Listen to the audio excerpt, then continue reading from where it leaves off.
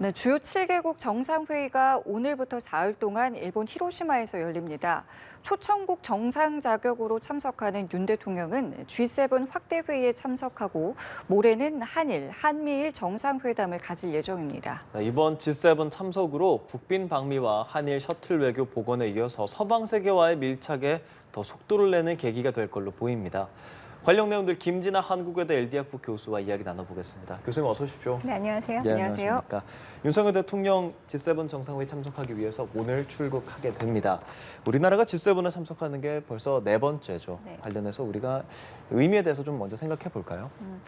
일단 무슨 목적으로 G7이 이번에 또 모이는가, 그 목적에 맞는 국가들을 그럼 불렀겠다라고 예측을 할 수가 있죠. 예. 이번 G7 같은 경우에는 이게 주최국 재량으로 목적에 맞게 또 초청을 하는데 이제 한국이 들어간 거고, 또 중국과 러시아에 대응을 한다라는 그런 주제가 가장 커요. 그렇게 되면은 이제 국제적으로 좀 단합된 전선을 만든다라는데 이제 한국이 또 중요한 역할을 할 수 있을 것이다라는 기대가 있었다라는 거고요. 그리고 이번에 옵저버 역할을 하는 국가들이 이제 8개가 더 모였는데 이 국가들의 면모를 보면은 전부 다 지역 기구에서 의장국을 맡는 국가들입니다. 즉 각 지역에서 대표들, 올해의 대표들을 다 모았다. 그렇게 하면서 결국에는 호주 같은 경우에는 쿼드 대표죠. 그리고 인도 같은 경우에는 G20를 이번에 의장국을 하고요. 예. 인디 같은 경우에 아세안, 그리고 쿡제도 같은 경우에는 태평양 제도 포럼, 그리고 코모로스 같은 경우에는 아프리카 연합 등 이렇게 주요국들을 다 모아가지고 이제 G7 선진국들만 논의를 하는 것이 아니라 개발도상국들의 보이스까지 모두 다 모아서 뭔가 메시지를 전달하는 데 활용한다라는 그런 측면이 또 있는 게 사실이에요. 그리고 이번 이제 G7에서 모종의 공동성명 같은 게 나오게 되면요. 이게 법적인 의무는 지지 않을지언정 정치적인 그런 의무는 지게 되거든요. 그러면은 합의된 바를 어쨌든 이번에 참가한 국가들은 좀 부담을 가지면서 또 이행을 해야 되는 그런 부분들이 발생을 하게 됩니다. 그렇기 때문에 한국이 이 학대 회의를 통해서 또 어떠한 합의가 나오게 될지, 그리고 어떤 부분들이 강조가 될지 우리가 좀 더 지켜봐야 되는 것이고요. 또한 이번 G7 회의는 사실 일본의 외교전 총력전이라고 할 수가 있습니다. 특히 일본 정부는 G7이 일본 역사상 가장 중요한 회의다라고까지 얘기를 할 정도이고요. 그만큼 많은 외교력을 투자를 했었고 1년 내내 열리는 겁니다. 하지만 그중에서 꽃이라고 할 수 있는 게 이제 정상회담이 되는 거죠. 네. 이 중요한 국가들을 이제 일본이 다 부르는데 한국이 빠지면 안 되는 그런 모습이에요. 그렇기 때문에 모양새를 또 잘 갖추기 위해서 또 네. 불렀다라는 부분도 있을 것 같습니다. 윤 대통령의 일정도 상당히 빡빡합니다. 이미 앞서서 캐나다 총리와도 만났고 이번 이제 릴레이 정상회담이 줄줄이 기다리고 있는데요. 이 부분은 좀 어떻게 보셨어요? 우리나라의 영향력이 좀 그만큼 커졌다. 뭐 이렇게 이해를 해봐도 될까요? 근데 원래 한 지역에서 이렇게 여러 정상들이 한꺼번에 모이는 게 쉽지는 않잖아요. 네. 그렇기 때문에 한 번 모이면은 아주 자연스러운 양자회담, 다자회담을 하게 되어 있습니다. 2021년에 영국에서 G7 회의를 해서 한국이 참여했을 때도 그때도 영국, 프랑스, 독일, 호주와 양자회담을 했었거든요. 그러니까 이번에도 같은 맥락이라고 보시면 될 것 같고요. 그리고 이번에 캐나다, 미국, 독일, 일본 다 공통점이 뭐냐면은 인도태평양 전략을 내놓았던 국가들이라는 공통점이 있어요. 예. 그렇게 되면은 이제 회담 목표 자체가 인도태평양 전략을 한국도 내놨으니까 서로의 공통 부분을 좀 확인하자라는 그런 의미가 좀 있는 것이고요. 한국이 전략을 내놨지만 그리고 명백하게 이제 어떤 노선을 지금 보여 나가고는 있지만 구체성에 있어서는 아직 조금 의무심을 갖는 그런 상황이기는 하거든요. 그렇기 때문에 어떠한 목표를 가지고 있는지 구체적으로 어떻게 협력할지 이런 부분들을 좀 얘기를 할 수밖에 없는 것이고 또 회담 성과가 상당히 중요한 거잖아요. 그러면 한국에 기대하는 것이 있다라는 얘기입니다. 그거는 글로벌 공공재라고 할 수 있는 그러니까 보건이라든지 아니면 에너지 안보라든지 뭐 개발 지원이라든지 뭐 인프라 구축이라든지 이런 것들 공공재라고 부르거든요. 이런 부분에 한국이 어느 정도의 역할을 할 수 있을 것인지 이런 부분도 관심 있게 아마 예상을 하면서 회담을 할 것이다라는 부분을 예측을 할 수가 있고요. 그렇기 때문에 한 EU 아젠다도 보면은 상당히 다양한 걸 볼 수 있습니다. 네네. 안보나 경제, 뭐 지속 가능한 개발 여러 가지 분야들 막 나오고 있기 때문에 그런 회담들이 계속 연이어진다라고 보시면 될 것 같습니다. 그러면은 정상회담 기간에 많은 나라들 만나는 건 되게 짧게 진행되는 회담들인 겁니까? 그럴 수밖에 없어요. 왜냐하면 그 참가국들도 예. 다자, 양자 각자의 또 스케줄이 있거든요. 그렇기 때문에 짧은 일정을 다 쪼개서 하는 회담들이 계속 진행된다라고 보면 됩니다. 예, 일단 G7 의장국인 일본의 기시다 후미오 총리가 언론 인터뷰에서 킴에 의한 일방적 현상 변경을 허용하지 않는다 이런 메시지를 국제사회에 알리고 싶다라고 밝혔습니다. 이게 좀 해석에 따라서 뭐 중국이나 러시아를 견제하는 목소리로 해석이 되는 경우도 있습니다. 그렇게 이번 정상회의가 그런 목적도 좀 있다고 볼 수 있겠습니까? 그렇죠. 이번에 아까도 말씀드렸듯이 각 지역 대표들이 모여졌다라는 거는 이번 G7 정상회담의 키워드는 글로벌 사우스와의 협력이다라고 할 수 있습니다. 글로벌 사우스라는 건 뭐냐면 남쪽 지역에 있는 개발도상국들을 주로 지칭하는 단어예요. 그러니까 북반구 같은 경우에는 유럽이라든지 북미 그리고 아시아에서는 한국과 일본 이렇게 선진국들이 몰려 있는데 남반구에서는 호주랑 뉴질랜드를 제외하면 개발도상국들이거든요. 이 도상국들 전부 다 모아가지고 이제 어떤 한 목소리를 내자라는 그런 취지를 갖고 있다는 것이고 사실 세계 GDP에서 G7이 지금 차지하고 있는 퍼센티지가 30% 미만이에요. 30% 안 되는 예, 상황에서 나머지 국가들을 계속 이제 찾아서 연대를 해야 되는 그런 필요성이 훨씬 더 높아진 것이고요. 그리고 러시아 같은 경우에도 러시아의 이제 G7 국가를 중심으로 해서 제재가 많이 들어가고 있지만 실제적으로 영향력이 상당히 미약했거든요. 그러면 나머지 경제 제재에 도움을 줄 수 있는 국가들 더 찾아야 된다라는 그런 얘기가 되는 거죠.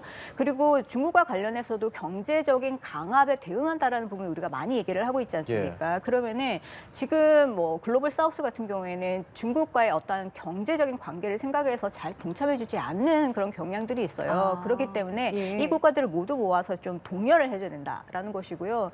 그렇기 때문에 뭐 라틴 아메리카에서는 브라질이 중요한 것이고 아세안에서는 뭐 인도네시아가 중요한 것이고 흥미로운 건 베트남인데요. 베트남도 사회주의 국가이기는 하지만 해양 분쟁으로 중국이랑 지금 사이가 안 좋기 때문에 불릴 수밖에 없는 것이고 또 하나 사실 공급망 얘기를 계속 할 수밖에 없는 그런 상황인데 히토류가 이제 걸리게 됩니다. 사실 중국 다음으로 히토류 매장량이 많은 곳이 베트남이에요. 그렇기 때문에 공급망 재편을 한다고 할 때 베트남의 역할이 상당히 중요해지는 거죠. 그 모든 것들을 종합해서 볼 때 결국에는 중국과 러시아를 타깃으로 한 어떠한 이제 회담의 성격일 수밖에 없다라는 부분은 확실하게 우리가 알 수 있을 것 같습니다. 그렇다면은 우리 윤 대통령도 어떤 이제 메시지를 내놔야 하는데 어떤 부분의 의제를 좀 강조할 거라고 좀 보세요. 글쎄요, 이 장관급 회담이 여러 번 있었고 네. 그것의 연장선에서 정상회담을 하는 거잖아요. 그렇기 때문에 여러 글로벌 아젠다가 한꺼번에 다 논의될 수밖에 없습니다. 이전에 네. 얘기했던 걸 다시 연장해서 하는 거니까요. 그럼 우크라이나, 인도태평양, 그리고 뭐 공급망, 식량 안보, 개발 다 들어간다는 얘기인데 아마 윤 대통령의 관심사는 룰 오브 로 규범 기반 국제 질서 얘기에 좀 많은 이제 보이스를 내시고 싶어 하지 않을까라는 생각인데 사실 이 룰 오브 로라는 게 아까도 말씀드렸듯이 규범에 의한 국제 질서라는 측면에서 논의가 되는 거거든요. 단지 법치 이런 이제 소극적인 좀 축약적인 그런 의미가 아니라 그렇기 때문에 굉장히 포괄적인 논의가 이루어질 것이고요. 그러면 어떠한 규범 제정이 필요한가? 결국에는 뭐 자유민주주의 체제 이것뿐만이 아니라 인권, 사이버, 우주 그리고 디지털 경제 이런 부분에서 규범들을 계속 제정하는 노력을 해야 된다라는 부분들이 강조가 될 거예요. 특히 이번에는 AI 규범 문제가 상당히 오랫동안 논의가 됐었고요. 그래서 AI에 관련한 여러 가지 규범들이 없는데 표준화해야 된다라는 부분들이 강조가 또 한 번 될 수밖에 없고 일본도 상당히 관심을 가지면서 히로시마 프로젝트 뭐 이런 걸로 이제 AI 규범을 어떻게 이제 구축을 하는 그런 리드를 하겠다라는 부분들을 계속 강조를 해왔거든요. 한국이 아무래도 디지털과 관련해서 여러 가지 역량들을 가지고 있는 만큼 이렇게 이제 규범을 새롭게 정의를 할 때 좀 적극적으로 참여를 해서 규범 제정에 어떠한 보이스를 내는 것 이런 것도 상당히 중요하다라고 보여집니다. 예, 그런 G7 참석의 의미 그리고 윤석열 대통령이 어떤 발언을 내놓을지까지 G7에 대해서 얘기를 해봤는데 G7 이 전후로 해서 사실 정상회담들이 좀 중요하다고 보여지고 특히나 한미일 정상회담 하기 전에 미일이 먼저 만났어요. 미일이 만나서 어떤 얘기들을 했는지, 그리고 한미일이 만나기 전에 먼저 만났다는 것은 어떤 의미가 있다고 생각하면 좋을지요? 그래서 한미일 회담을 뭐 인식을 해서 뭐 순서가 뭐가 앞이어야 되느냐 이거랑은 별로 상관이 없을 거예요. 왜냐하면은 미국 같은 경우에는 일단 주최국이 일본이기 때문에 당연히 먼저 만나야 되는 것이고 예. 그리고 미국 바이든 대통령이 사실 아마 머릿속에 디폴트 생각이 상당히 있을 겁니다. 예. 그렇기 때문에 G7 하는 동안에도 계속 백악관이랑 화상회의를 네. 통해 가지고 계속 이제 시간을 그쪽으로 할애를 할 수밖에 없는 그런 상황이라서 G7 회담이 마치자마자 또 돌아가야 돼요. 네. 그러면은 G7 회의가 있기 전에 미국이 일본과 만나는 게 맞는 수순인 건 마찬가지고요. 예. 그리고 최근에 우크라이나를 기시다 총리가 다녀왔지 않습니까? 이번 G7의 우선순위 중에 하나가 우크라이나거든요. 그렇기 때문에 우크라이나의 전장 상황 그리고 젤렌스키 대통령의 어떤 요청들 그리고 앞으로 어떤 지원을 할 것인지 이런 부분을 좀 더 이제 논의를 해야 되는 그런 문제가 있고 그리고 G7을 통해서 여러 국가들 대표들 일단 모아놨으니까 앞으로 기조를 어떻게 가져가면서 이 예. 대화를 이끌어갈 것인가 이런 부분들을 다 확인해야 되는 부분들이 있어요. 특히 우크라이나 관련해서는 일본이 최근까지도 한 16억 달러 우리나라 돈으로서 2조 원 정도 투자를 했거든요. 이렇게 예. 지원을 했는데 예. 앞으로 또 55억 달러를 더 투자하겠다라고 얘기를 했습니다. 그리고 발맞춰가지고 미국도 지난 5월에 추가적으로 안보 패키지를 제공하겠다라고 했는데 디폴트 때문에 이게 좀 불확실해졌어요. 그렇기 때문에 일본한테 미국이 조금 의존을 해야 되는 재정적으로 이런 기여들을 좀 의존을 해야 되는 그런 상황이기 때문에 이 부분도 논의하지 않을 수가 없었을 겁니다. 우리 네. 입장에서 생각하면 이번에 기시다 우미오 일본 총리가 우리 정상과 만나고 그런 한일 관계를 복원시켜 나가는 것에 대해서 더 진전시킬 것이다라고 했는데 거기에 대해 또 바이든 대통령이 환영한다라는 말을 또 했다고요. 네, 그럴 수밖에 없는 것이 지금 한미일 정상회담이 사실은 작년 11월 프놈펜 네. 선언 이후로 계속 이제 구체화가 되어 가야 되는 측면들이 좀 있거든요. 그렇게 되면은 당시 프놈펜 선언에서 정치적으로 얘기를 했었던 거를 실무선에서 이제 착착 진행되는 그런 과정들을 점검을 하고 또 다시 아젠다를 던지면서 과제를 주고 이러는 수순들이 계속 따라가야지 사실 되는 겁니다. 그리고 한미일 같은 경우에는 프놈펜 선언의 가장 중요한 부분은 뭐냐면은 안보뿐만이 아니라 안보 이외의 글로벌 문제에도 협력한다라는 그 부분이 사실은 더 중요한 거였어요. 그렇기 때문에 지금 현존에 있는 여러 가지 글로벌 문제를 어떻게 역할 분담을 해서 해결할 것인가 이런 부분들을 논의하지 않을 수가 없는 거죠. 그렇기 때문에 미국으로서는 한미일 이 회담 이 자체가 상당히 중요한 의미를 갖게 되는 것이고요. 예, 말씀해주신 것처럼 바이든 대통령이 이제 미국 내 그 디폴트 위기 때문에 일정이 많이 축소됐다고 네. 지금 보도가 되고 있는데 뭐 한미일 정상회담 같은 경우에는 그 빡빡한 일정 속에서도 어쨌든 어떻게든 소화를 하는 거겠죠. 소화를 해야겠죠, 당연히. 아 이것이 안 될 수도 왜냐하면 이게 있는 너무 건가요? 아까도 예. 하셨듯이 굉장히 빡빡한 일정이에요. 예, 예. 디폴트가 지금 예정된 게 6월 1일이고요. 네. 그리고 5월 19일부터는 사실은 미국의 상하원이 휴회에 이제 번갈아 가면서 돌아가요. 그렇기 때문에 이제 협의할 시간이 별로 없는 상황인데 디폴트에 관해서 일단은 피해야 된다라는 생각은 백악관도 가지고 있고 의회도 가지고 있어요. 네. 이게 사실은 치킨 게임과 같거든요. 그래가지고 서로 부딪히지 않으려고 노력을 하는데 누가 먼저 꼬리를 내리느냐, 누가 핸들을 틀어버리느냐 이게 상당히 중요하기 때문에 계속 긴장 관계에 있는 겁니다. 그렇기 때문에 아무래도 한미일 회담을 한다고 해도 상당히 축소가 될 수 있는 그런 부분들이 있다. 그래서 예정했던 것보다는 지금 일정들을 계속 조율 중이기 때문에 영향을 예. 받을 가능성도 있다라는 점 우리가 좀 주목해봐야 될 것 같습니다. 정말 만에 하나 이게 미뤄지거나 뭐 이것이 생략되는 부분도 저희가 감안해야 되겠습니까? 글쎄요, 그것도 좀 더 지켜봐야 될 것 같은데요. 그럼에도 불구하고 계속 이제 우리가 대화 채널을 가지고 있기 때문에 굳이 네. 현지에 만나서 몇 분 얘기를 하는 것하고 실제적으로 이제 다시 돌아가서 또 후속 회담을 다시 또 여는 것이나 아니면 화상회담이나 실무회담이나 이런 것들을 진행하는 것에는 크게 영향을 주는 것이 아니기 때문에 네. 사실 그런 뭐 순차적으로 진행되는 그런 일정에 대해서는 크게 염려하지 않으셔도 될 것 같습니다. 그 이번에 한미일 정상회담이 좀 열린다고 생각해 보면 한미일 간에 어떤 대화들 지금 더 필요하고 더 공조해 나가야 하는 겁니까? 글쎄요. 한미일 회담 같은 경우에는 예. 지금 아까도 말씀드렸듯이 프놈펜 선언 같은 경우에는 정치적인 그런 선언을 한 다음에 뭐가 들어갔었냐면요. 한미일 간의 뭐 미사일과 관련한 실시간 정보 공유도 들어갔었고 그리고 지역 안보 문제를 좀 더 심도 있게 논의한다. 라는 부분, 그리고 경제 안보 협의체를 신설한다, 이런 예. 내용들이 들어갔습니다. 그런데 협의체를 신설하는 건 이미 다 했어요. 올해 쉽게 할 수가 있었는데 사실 악마는 디테일이 있다라고 얘기를 하잖아요. 그렇기 네. 때문에 그 한미일 정보 공유 굉장히 오랫동안 우리가 얘기를 해왔는데 구체화가 되지 않은 거는 이것을 실무선에서 뭔가 조정을 하려고 할 때 기술적으로 해결해야 될 난관들이 너무나 많다라는 겁니다. 네. 그래서 시간이 상당히 많이 걸리는 것이고 그런 것들을 계속 조율하면서 체크하는 그런 노력들은 계속 될 수밖에 없다, 이렇게 봅니다. 그중에서 가장 첨예하게 좀 다툴 수 있는 여지가 있는 부분은 뭐라고 좀 보세요? 한미일 간에요. 예. 글쎄요, 제가 굳이 하나를 꼽자라고 한다면은 북핵 협의 그룹을 조금 더 3자 측면에서 강화하는 그런 문제일 것 같아요. 왜냐하면 일본 같은 경우에는 굉장히 관심을 보이고 있거든요. 특히 예. 국내 언론에서 공공연하게 얘기를 하고 있고, 이게 일본과 미국 사이에는 EDD라는 협의체가 있지만 이것이 부차관보급이고, 그리고 한국과 미국 간은 차관보급이란 말이에요. 그래서 레벨이 일단 다른데 좀 격상시켜줄 수도 있다. 그리고 한미 같은 경우에는 핵과 관련한 여러 가지 작전 계획을 발전시키고 여러 가지 구체적인 논의들이 되어가고 있는데 미일 간에는 그 정도 수준은 아니니까 뭔가 이득이 굉장히 많은 그런 케이스가 일본의 케이스입니다.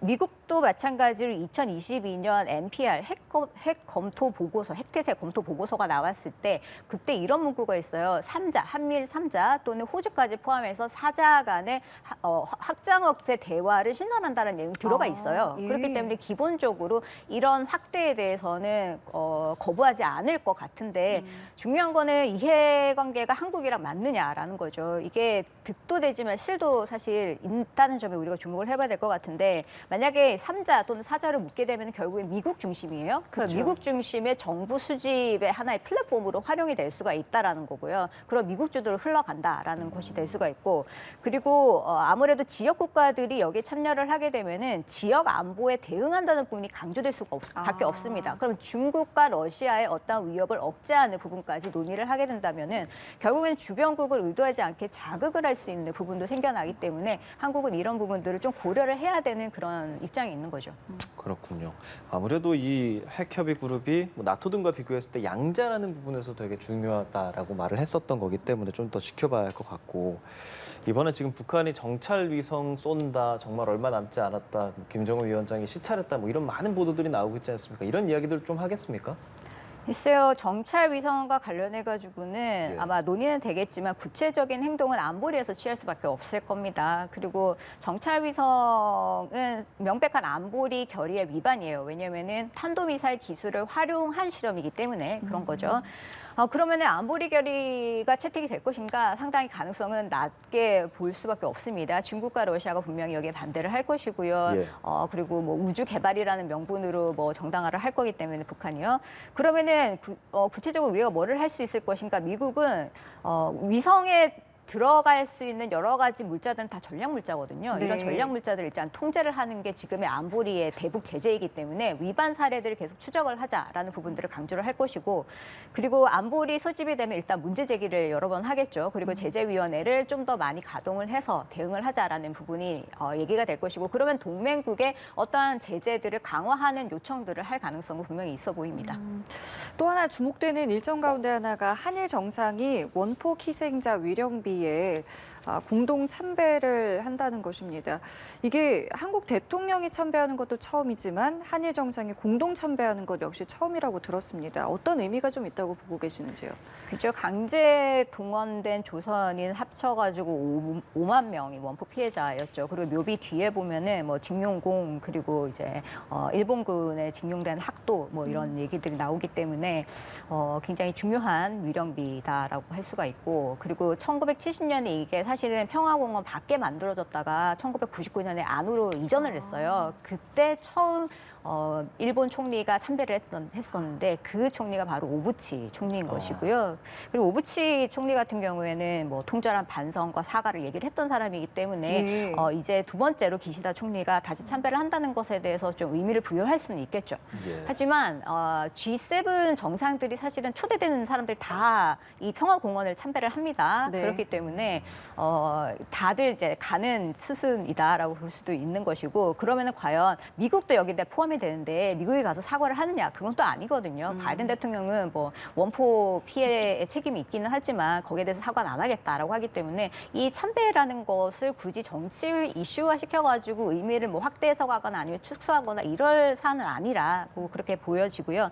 다만 이 히로시마를 선택한 이유 여러 가지가 있긴 하겠지만 일본의 어떤 외교적인 전략 중에 하나라고 볼 수가 있어요. 왜냐하면은 이게 평화의 상징이고 그리고 예. 군축의 의무를 강조할 수 있는 핵 군축의 의무를 강조할 수 있는 하나의 이제 상징적인 곳이거든요. 그런데 NPT 그러니까 핵 확산 금지 조약에서는 핵 국가와 비핵 국가 간에 엄청난 갈등이 있어요. 그 갈등의 요소는 사실은 미국을 포함한 핵 국가들이 군축을 제대로 안 한다라는 부분인데 이 중요한 국가들을 모두 히로시마 원폭 장소에 데려가서 군축 중요하다라고 이렇게 설파한다는 것 자체가 일본이 그만큼 외교력이 상당히 높다라는 것을 이제 전 세계적으로 보여준다는 그런 측면이 분명히 있는 것이고요. 그렇게 되면 한국 대통령이 거기로 갔는데 그러면 핵무기 안 좋아요라고 이제 그런 시그널을 보냈는데 나중에 또 자체 핵무장 뭐 이런 얘기 나올 수도 없는 일이고 이런 여러 가지 시그널들을 다 이제 고려한 행사이지 않을까라는 생각을 해봅니다. 예, 그렇게 참배하고 이런 것들을 사실 많이 그전에도 알려줬었던 거고 한일이 또 다시 만나게 됩니다. 정상회담을 21일에 개최하기로 어젯밤에 이게 나왔단 말이죠. 다시 한번 한 2주 만에 다시 만나게 된 배경도 궁금한데요.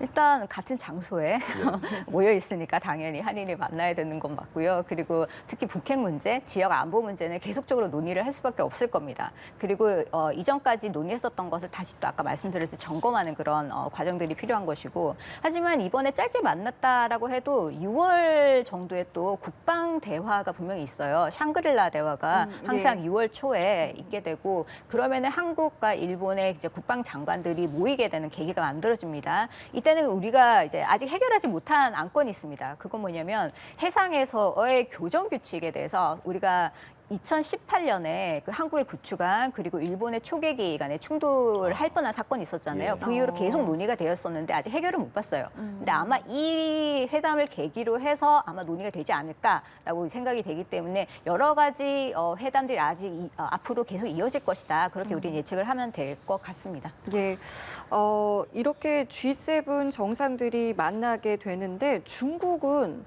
어제부터 중앙아시아 5개 나라와 정상회담을 이제 하고 있습니다. 1박 2일 일정으로요. 글쎄요, 이 중국의 이러한 어떤 움직임에 대해서는 지금 어떻게 좀 보고 계세요? 글쎄요, 중국과 같은 경우에는 중국이 자극을 받을 만한 그런 행사가 지금 진행되고 있다라고 볼 수가 있는 거죠. 그리고 글로벌 사우스에 지금 포함되지 않는 게 사실은 중앙아시아예요. 그렇기 때문에 중앙아시아 국가들을 따로 초청을 해서 이제 별도의 또 회담을 하고 있는 것이거든요. 그렇기 때문에 상당히 G7을 견제를 하고 있다라는 부분들을 우리가 알 수가 있는 것이고요. 그럼에도 불구하고 글쎄요, 중국에 관련한 어떠한 이제 비판 성명이 명시적으로 나올 것인가는 좀 기다려봐야 될 것 같습니다. 왜냐하면 4월 외교장관 회담이 있은 이후에 중국을 적시해서 비판하는 문구는 들어가지 않았거든요. 그리고 이번에 모여서 회의하는 국가들의 면모를 볼 때 중국과 어떠한 갈등을 일으키고 싶어하지 않은 국가들이 참여하고 있기 때문에 수위 조절은 분명히 가능할 수도 있다라고 그렇게 보여집니다. 예, 그럼 우리는 어떤 태도를 취해야 할까? 항상 이 질문이 나오면 생각하게 되는 거거든요. 글쎄요, 한국은 미국과 일본과 닮아 있는 듯하지만 상당히 또 달라요. 미국 같은 경우에는 뭐 공급만 재편을 한다고 해서 뭐 리쇼어링을 하면서 이제 계속 자국산을 이제 생산할 수 있는 그런 인프라를 구축을 하는 한편 또 중국과는 어쨌든 위기 관리를 하려고 노력 중이거든요. 그래서 갑자기 비엔나에서 왕이 부장하고 그리고 설리번 보좌관하고 갑자기 만나는 그런 상황이 만들어지고 또 아까 말씀드린 샹그릴라에서도 미중 국방장관이 어쨌든 만나서 얘기를 할 것이고요.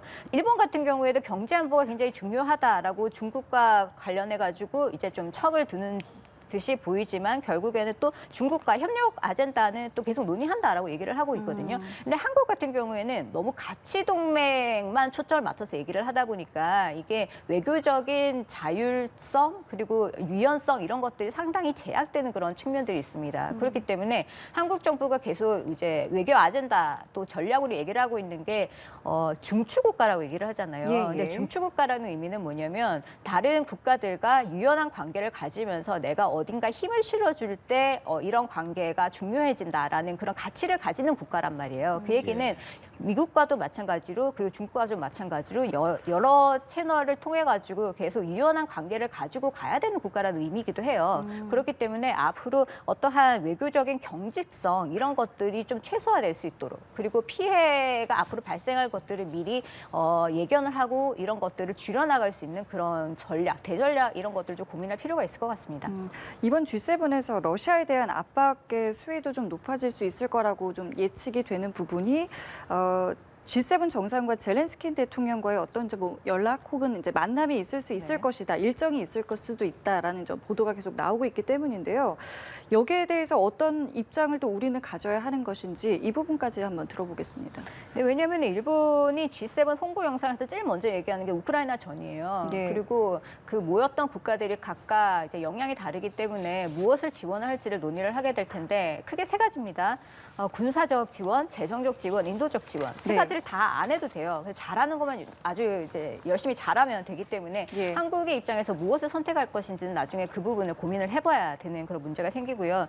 그러니까 한국은 이미 대러 제재와 관련해서는 동참을 하고 있습니다. 그렇기 때문에 그 폭을 어느 정도 늘릴 것인지는 추가적으로 고민을 할 필요가 있고 우크라이나와 관련해서는 아마 이번 G7 정상회의 때 전장 상황에 대해서 정보를 공유한다고 했으니까 아마 추가적인 군사 지원 얘기가 안 나올 수는 없을 겁니다. 그렇기 때문에 그 부분에 대해서 어떠한 입장을 가져갈지 이 부분도 좀 고민을 해볼 수밖에 없는 거죠.